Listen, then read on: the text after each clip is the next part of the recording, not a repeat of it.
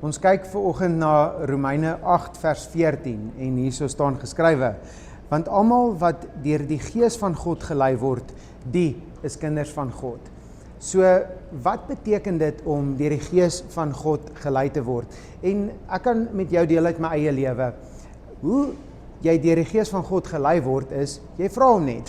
So, as jy elke dag die Here vra, Here, lei my vandag in alles wat ek doen, lei my in my besigheid, lei my in hoe ek ander mense hanteer, dan gaan jy sien, God gaan jou regtig begin lei in alles wat jy doen, want hy sê ook in 'n ander deel in sy woord, ken hom in al jou weë en hy sal jou paaie gelyk maak. So wanneer jy die Here vertrou om jou te lei, gaan jy sien, die regte mense kom op die regte tyd oor jou pad. Ons praat van divine connections, en jy gaan voel wanneer jy met mense gesels en praat, gee jy net vir die regte woord op die regte tyd, en slim besigheidsidees, en so, ek wil jou aanmoedig vandag, ken die Here in alles wat jy doen, en vra hom om jou te lei.